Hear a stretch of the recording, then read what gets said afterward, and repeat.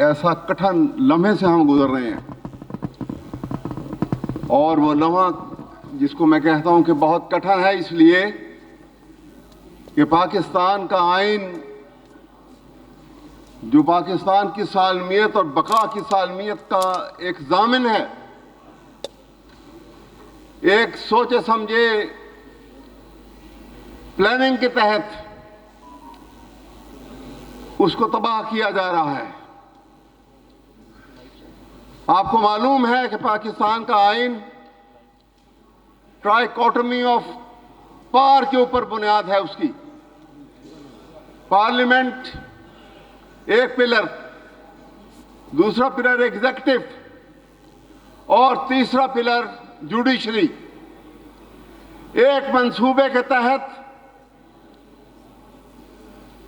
پاکستان کا سب سے اہم آئین کا جو پلر ہے وہ جوڈیشری کا ہے، کیونکہ یہ باقی دونوں پلرز کو اس کے متعلق بھی ایک توازن قائم کرتا ہے۔ اور آپ نے دیکھا کس طریقے کے ساتھ اس پلر کو گرایا جا رہا ہے، کمزور کیا اور گرا دیا۔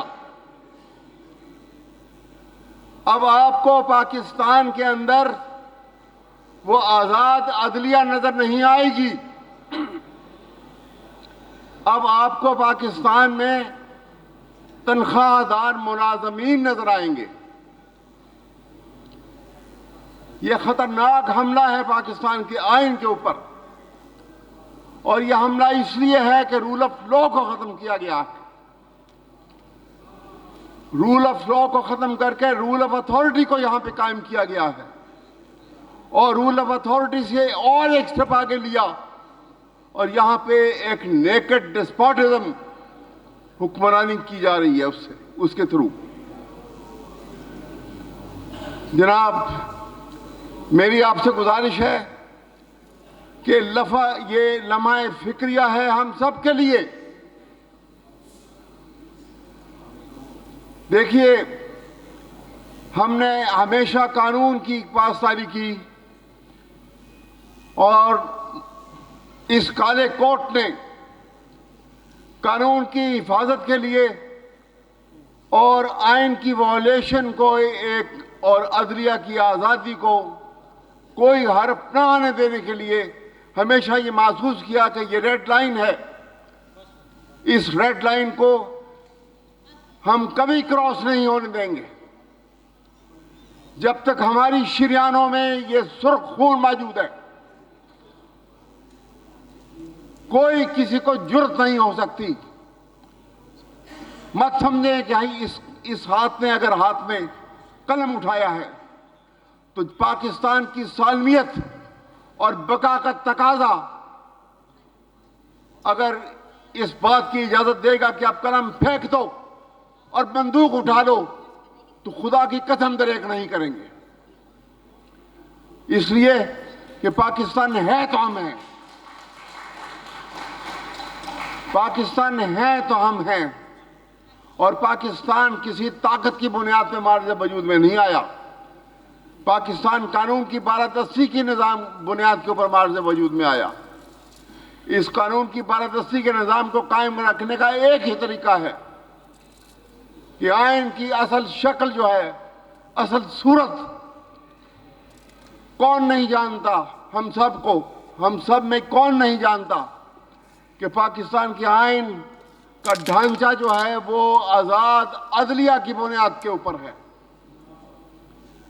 اس کو کمزور کر دیا تو پھر آئین نہیں رہے گا، پھر ڈسپوٹزم ہے، اور ڈسپوٹزم کا ایک مظاہرہ آپ تاریخ میں دیکھ چکے ہیں۔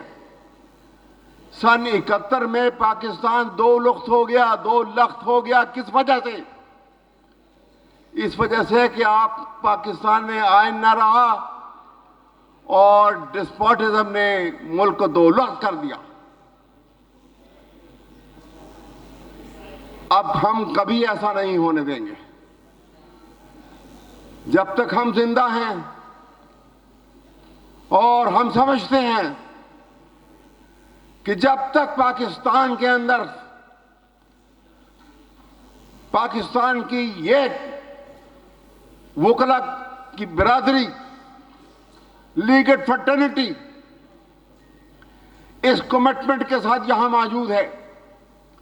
اور آج یہاں میں آپ سے یہ بھی گزارش کروں گا کہ یہاں پہ آپ نے کمٹمنٹ کے ساتھ کھڑے ہونا ہے، اور یہ آج ہی فیصلہ ہوگا کہ پاکستان کو قائم رہنا ہے تو آئین کی اصل شکل میں قائم رہنا ہے، اور یہ 26ویں ترمیم جو ہے ہم اس کو رد کرتے ہیں، اس کو رد کرتے ہیں.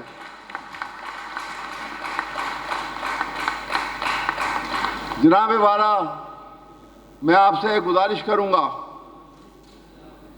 کہ اس انداز میں بھی سوچئے کہ جہاں پہ یہ 26ویں ترمیم اگر قائم رہی تو عدالتی نظام آپ نے دیکھ لیا، ابھی 5 جج صاحبان کا خط بھی آپ نے پڑھ لیا.